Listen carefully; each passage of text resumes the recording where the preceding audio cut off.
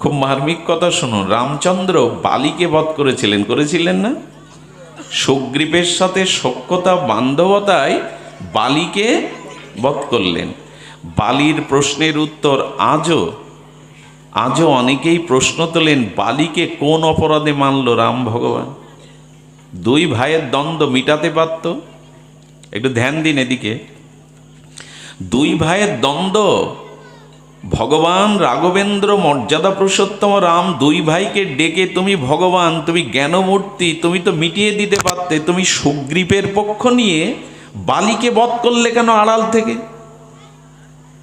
বালি বলেছিল, প্রভু তুমি আমার সম্মুখ সমরে যুদ্ধে মারো, আড়াল থেকে কেন বানটা মারলে? মানুষ তো হরিণের সামনেও শিকার করে মারে, তুমি পশুর মতো, বনে পশুর মতো আড়াল থেকে কেন আমায় বধ করলে? রামচন্দ্র প্রথমে কিছু বলছেন না। এই প্রশ্ন আমরা এখনো অনেকেই তুলি, কেন মারলেন বালিকে আড়াল থেকে? বালি তখন প্রশ্ন তুলেছে, প্রভু দেখুন,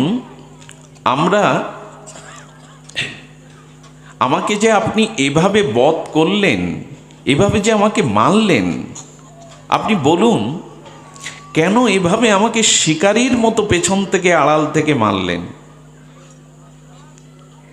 বলছেন, তুমি তোমার ভাতৃবধূকে হরণ করে জোর করে নিয়েছ, ভাইয়ের রাজত্ব কেড়ে নিয়েছ, তুমি তাকে প্রহার করে তার অধিকার বঞ্চিত করেছ। তখনই বালি বলছেন, আমরা পশু জাতি, বানর জাতি, পশুর কি বিচার আছে? কে পরের স্ত্রীকে নিজের স্ত্রী, কার সম্পদ? পশুরা তো সব ভোগ করতে চায়। যেই এই কথা বলেছে, রাম ভগবান বললেন, আমি ক্ষত্রিয়, আর পশুদের হত্যা করাই আমার ধর্ম। আমি ক্ষত্রিয়, পশুদের হত্যা করাই আমার, ক্ষত্রিয়দের তো শিকার ধর্ম আছে না? বালি তখন উত্তর খুঁজে পাচ্ছে না, কি বলবো? পরের স্ত্রী যে ও বাঁচতে চেয়েছিল।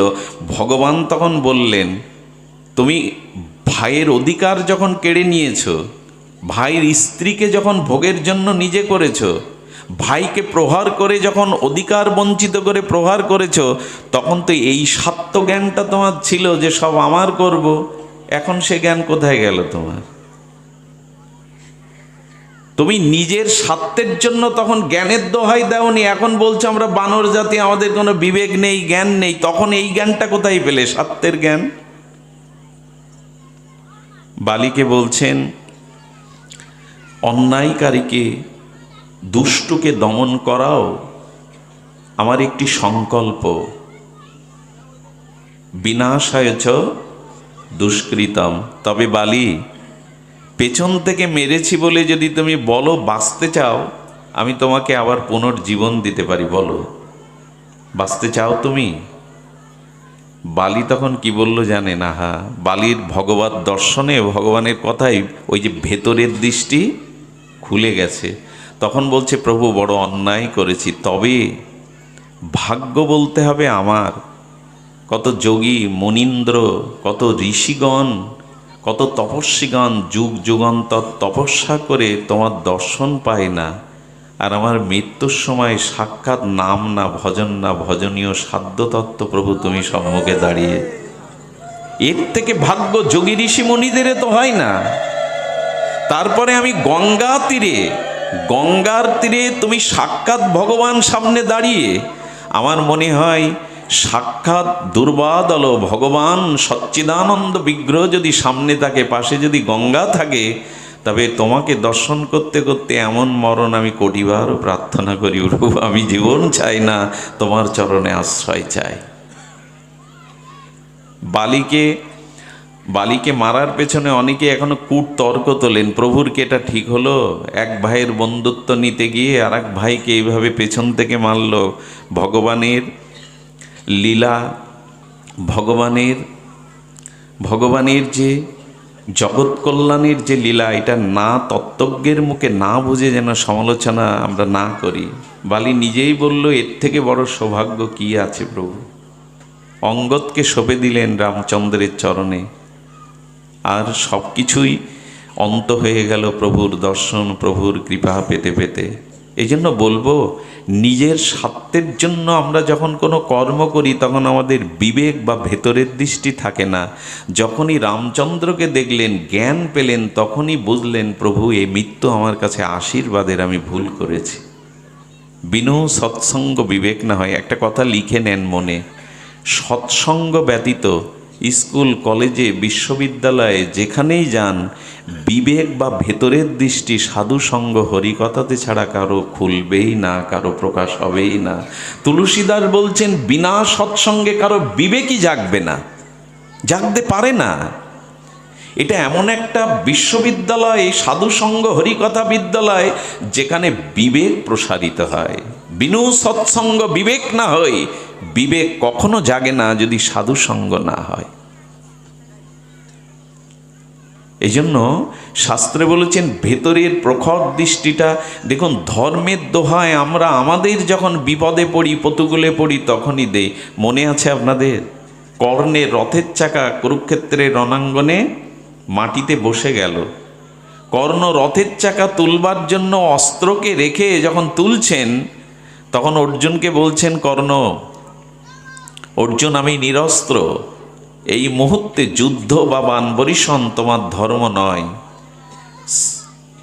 অর্জুন সঙ্গে সঙ্গে গান্ডীব রেখে দিয়েছেন। কৃষ্ণ বলছেন, এই মুহূর্তে বধ করো। স্বয়ং ভগবান বলছেন, এই মুহূর্তে কর্ণকে বধ করো। বললেন, প্রভু এটা অন্যায়, নিরস্ত্রের উপরে অস্ত্র নিক্ষেপ করা যায় না। কর্ণ একটু এসে বলছেন, বাহ কৃষ্ণ, বাহ, তোমার কূট বুদ্ধির প্রশংসা করতে হয়। একজন নিরস্ত্রকে তুমি অস্ত্র দিয়ে বধ করতে বলছো? তুমি বাসুদেব ভগবান, তুমি সচ্চিদানন্দ ভগবান, নিরস্ত্রকে তুমি বধ করতে বলছো? অর্জুনকে বলছেন, সরে দাঁড়াও, ওর সাথে আমার কথা বলতে দাও। অর্জুনকে সরিয়ে দিয়ে কৃষ্ণ সামনে এসে বলছেন, এখন বুঝি তোমার ধর্মবোধ জাগলো কর্ণ? এখন তোমার নিজের কোনো প্রতিকূল অবস্থায়, নিজের জীবন সংকটে তোমার ধর্মবোধ জাগলো? আচ্ছা, ধর্মবোধটা সেদিন কোথায় ছিল? যেদিন চক্রবুহে অতটুকু একজন অসহায় নিরস্ত্র অভিমন্যুকে যখন পেছন থেকে ছুরি মেরেছিলে, সে সময় ধর্মবোধ ছিল না মনে? কর্ণ মাথা নিচু করেছে। এইখানে আমরা যারা পাঠ কীর্তন প্রচার করি, তাদের একটা বলা কথা, ভগবান বলেছিলেন, ধর্ম যে নিজে আচরণ করে না, ধর্মের দোহাই দেওয়ার তার কোনো অধিকারই নেই জগতে। ধর্ম যে নিজের জীবনে আচরণ করে না, তার ধর্ম উপদেশ, আদেশ দেওয়ার কোনো অধিকারই শাস্ত্র দেয়নি।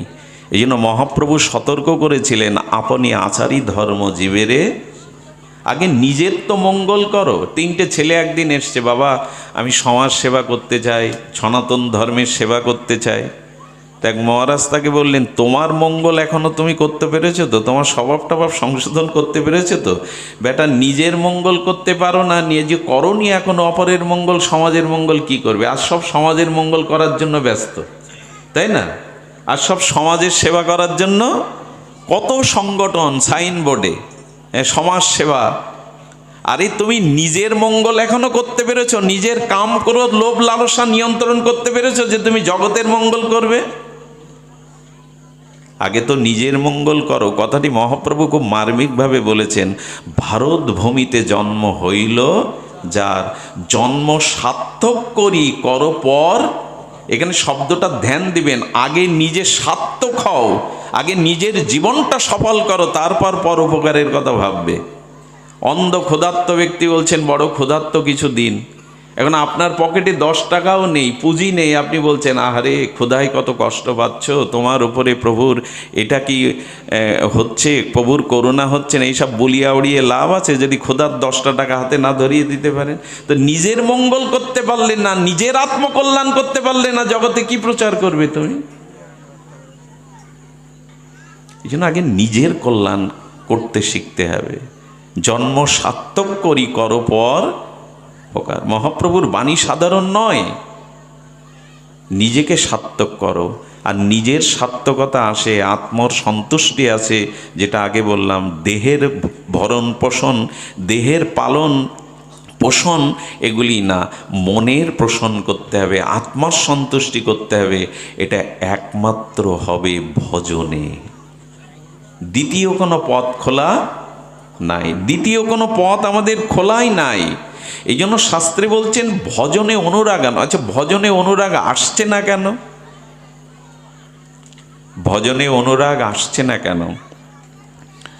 ভজনে অনুরাগ না আসার মূল কারণ হলো ভজনে বা হরিকথাতে রুচি, হরিনামে রুচি না আসার একটি মাত্র কারণ। সেই কারণটি হলো অনন্ত জন্মের অনাদিকালের মহামহা অপরাধ এবং পাপ এগুলি চিত্তে যদি জমাট বেঁধে থাকে, তখনই হরিকথাতে, ভাগবত কথাতে, হরি নামে, ভজনে রুচি আসবে না। আমি গতদিন বলেছিলাম, কোনো পিঁপড়ের মুখে যদি লবণের দানা থাকে আর সে যদি চিনির দানা গালে নিতে যায়, পুরো চিনির স্বাদ পাবে তো? পাবে কি?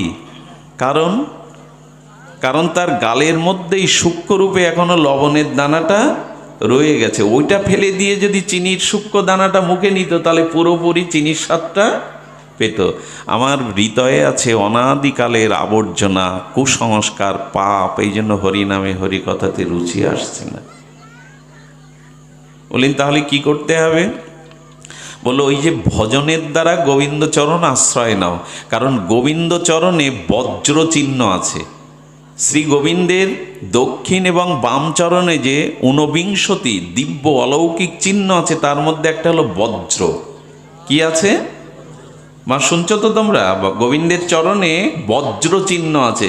তো তোমার এই কমল চরণ, যেখানে ফুলের উপরেও পদবিন্যাস করতে গেলে ফুলগুলো কষ্ট পায়, সেই চরণে প্রভু বজ্র চিহ্ন রেখেছ কেন? গোবিন্দের ভগবান চেনা যায় চরণে, আর সাধু চেনা যায় মরণে। তো গোবিন্দের চরণে যে ঊনবিংশতি দিব্য অলৌকিক চিহ্ন আছে, তার মধ্যে একটা বজ্র। গোবিন্দ বললেন, যে ভজনের দ্বারা আমার চরণে সমর্পণ করে, আমার চরণাশ্রয় করে, আমার চরণে বজ্র রেখেছি কেন? যেন আকাশ থেকে বজ্রপাত হলে যেমন পাহাড়ও চূর্ণ বিচ্ছিন্ন হয়ে যায়, যে আমার চরণাশ্রয় নেয়, তার অনাদি অনন্ত জন্মের যে পাপের পাহাড় জমে আছে, আমার চরণাশ্রয় নিলে সেই বজ্রের দ্বারা তার পাপের পাহাড়কে আমি চূর্ণ বিচ্ছিন্ন করে ভেঙে ফেলে দিই।